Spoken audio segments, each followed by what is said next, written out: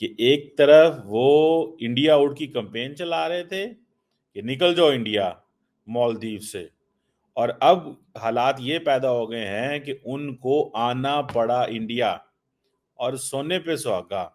अब मालदीव के प्रेसिडेंट मोहम्मद मुइज़ी अपने वाइफ के साथ इंडिया के स्टेट विजिट पे हैं। ये वही मोहम्मद मुइज़ी है जिन्होंने इंडिया आउट का नारा लगा और कहा कि इंडिया जो है अपने ट्रूप्स मालदीव से निकाले। लेकिन आज उनकी बहुत बड़ी स्टेटमेंट आपके सामने रखेंगे कि वो फर्स्ट प्रायोरिटी पे इंडिया को रखते हैं और इंडिया के साथ अपनी टाइज जो है रिपेयर करना चाहते हैं। आज इस वक्त भारतीय मीडिया जो है वो ये तस्वीर शेयर कर रहा है जिसमें इंडिया आउट की शर्ट पहनी हुई है प्रेसिडेंट मौजू ऑफ मालदीव्स ने, और लेकिन साथ ही साथ ये तस्वीर भी शेयर की जा रही है कि जनाब देखें कि इस वक्त वो स्टेट गेस्ट है।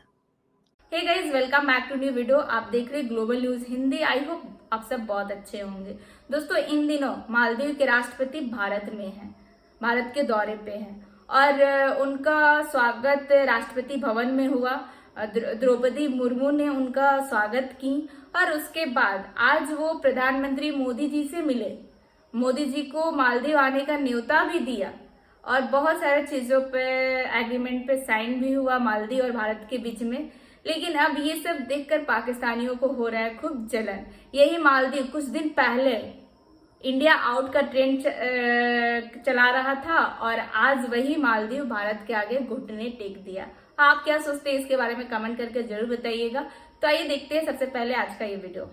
हम ये देख रहे हैं कि जो भी छोटी कंट्रीज़ जो हैं अगर इंडिया के ख़िलाफ़ नारेबाजी करती हैं या इंडिया के ख़िलाफ़ स्टेटमेंट देती है, कुछ टाइम के बाद कुछ ऐसा कहते हैं ना कि चेंज आता है कि ये अपने वर्ड जो हैं वो ना सिर्फ बैक करते हैं बल्कि साथ साथ माफ़ी तलाफ़ी भी करते हैं। सो अवाम की तरफ बढ़ते हैं और जानते हैं उनकी ज़बरदस्त। लेकिन इस टाइम जो जिस तरह इंडिया तरक्की कर रहा है और जिस हिसाब से वो अपनी इकॉनमी बेहतर कर रहा है, तो मालदीव ने यह समझा कि बेहतर यही होगा कि वो अब इंडिया के ब्लॉक में आए, वो चाइना वाला ब्लॉक छोड़ दे। क्योंकि इंडिया आप इस टाइम सबसे ज़्यादा देखें मोबाइल और गाड़ियों और गाड़ी के पार्ट सबसे ज़्यादा इंडिया बना रहा है। अच्छा, और उसकी इकॉनमी पाकिस्तान या दूसरे ममालिक चाइना की निस्बत इस टाइम इंडिया दुनिया में तीसरा मुल्क है, अमेरिका और जापान के बाद जो दुनिया में सबसे ज़्यादा गाड़ियाँ बना रहा है। और वो अपनी इकॉनमी इस तरह बेस्ट कर रहा है कि हर मुल्क की अब यही मजबूरी है कि वो इंडिया के ब्लॉक के साथ मिल जाए, इंडिया के साथ मिलके अपने मुल्क को आगे ले जाए, बेहतर बनाए। ठीक है, अगर मालदीव की बात करें तो मालदीव एक ऐसा मुल्क है जिसकी सारी की सारी जीडीपी टूरिज्म पे जो है डिपेंड करती है।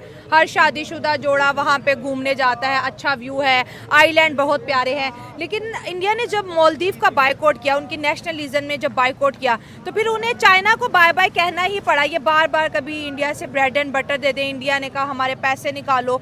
आज वो इंडियन एयरफोर्स के सिविलियन जहाज़ में आ रहे हैं, मतलब मालदीव के पास अपना जहाज़ तक नहीं है और बात एक बड़ी इकोनॉमी से टक्कर लेने की कर रहा था। बात वही है ना कि बाद में अफसोस होता है, पहले बात कर लेता है इंसान, बाद में उसे अफसोस होता है। अब जो इंडिया से टूरिज्म जाता है वो यहाँ तो थाईलैंड वगैरह जाता है, यहाँ मालदीव जाता है। मालदीव बंद हो गया, वो थाईलैंड वगैरह जा रहे थे। अब जब वो दोबारा इधर आया, वो इनके साथ बैठेगा और अपने मामला तय करेगा, माफ़ी शाफी करेगा। माफ़ी होती है। और जब एक इंसान दूसरे मुल्क में जा रहा है, वो माफ़ी मांगने जा रहा है। हाँ। माफ़ी मांग लेगा और जाकर दोबारा वो टूरिज्म चलाएगा और उसकी इकानमी भी बेहतर होगी। जब वहाँ पे टूरिज्म जाएगा, हाँ। वहाँ पे जाके वो शॉपिंग करेंगे, स्टे करेंगे, होटलिंग, हाँ। सबसे मतलब इकॉनमी बढ़ेगी। ठीक हो गया सर। अगर इकोनॉमी और पैसे की बात करें, क्या समझते हैं अगर पाकिस्तान की आवाम देखे और इंडिया की देखें तो ज़्यादा किस आवाम की जेब में पैसा नजर आ रहा है? पाकिस्तान में तो इस टाइम गरीब की रोटी नहीं पूरी हो रही है। आप पैसे की बात कर रहे हैं। हाँ। इधर आपको ये देख लें हालात जो मार्केट के हैं, लोग खाना खाने से बैठे हुए हैं, मजबूर है। जितनी इधर महंगाई हुई है, और इंडिया तो कहीं हमसे ऊपर बेस्ट जा रहा है। सोने पे सुहागा क्या है? सोने पे सुहागा ये है कि भाईजान मोदी साहब ने जफी नहीं पाई, मोदी साहब ने गले ही नहीं लगाया मौजू को। मेरा ख्याल है प्रेसिडेंट मौजू जो है ये दुनिया का वाहिद लीडर है जिसको नरेंद्र मोदी साहब ने जफी नहीं डाली। वरना बंदा 2.5 फुट दूर भी होवे तो मोदी साहब वो खिंच के जफी पा लेंदे ने, but he is the only man, he didn't hug him. ठीक है। और अब ये देखें कि एक तरफ इंडिया आउट कैंपेन चलाई मोदी साहब ने, अब वो आ गए हैं।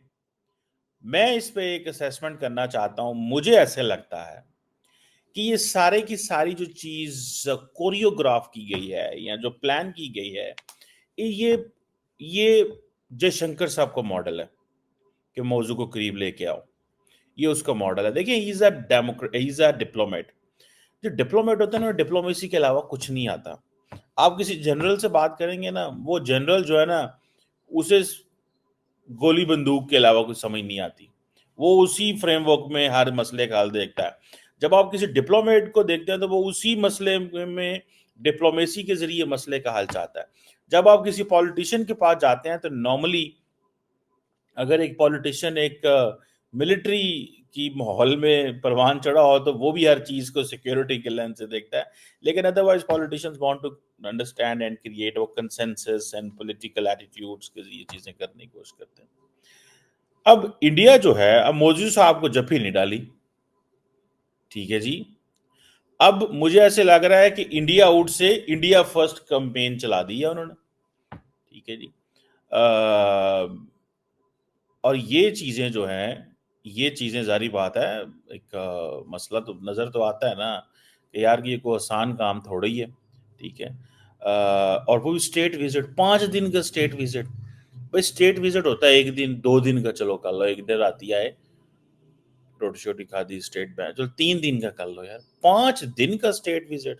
अगर इस्लामिक कंट्रीज देखें तो ये जो है अब OIC से निकलकर इंडिया के ब्लॉक में जाना शुरू हो गई हैं। तो जाहिर सी बात है, OIC हमें क्या दे रहा है इस टाइम? सऊदीया कहाँ पर गया, ये तो देखें, वो भी OIC से निकल कर अमेरिका के साथ हो गया, अमेरिकन ब्लॉक में जा रहा है, बिल्कुल जा रहा है। हाँ, तो फिर इनकी मजबूरी बन गई, इनको कौन देखेगा कल को? हाँ। तुर्की या फिर मलेशिया रह गए, वो किसी के साथ चलेंगे, वो किसी से काम आएंगे? उनकी अपनी माशियत नहीं इतनी बेहतर कि वो दूसरों का सपोर्ट करें।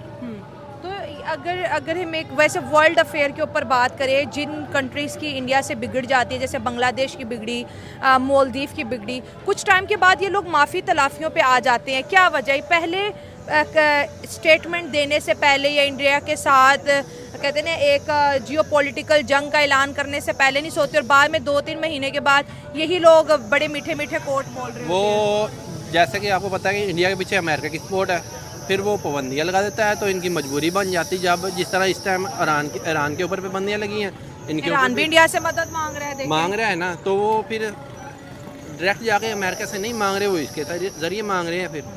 तो ये इकोनॉमिकल इफेक्ट है।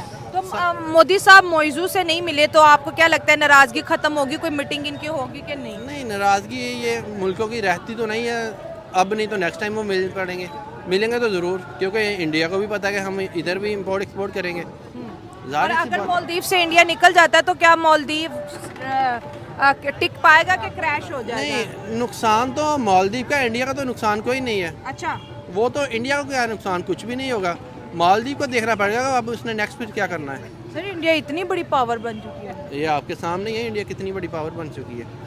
तो ये था आज का वीडियो। आज के वीडियो के बारे में आप क्या सोचते हैं, अपनी राय कमेंट में जरूर दे। वीडियो अच्छा लगता है तो लाइक शेयर कर दे, चैनल पर नए तो चैनल को सब्सक्राइब भी कर ले और बेल आइकॉन भी प्रेस करें ताकि लेटेस्ट वीडियो का नोटिफिकेशन आपको सबसे पहले मिले।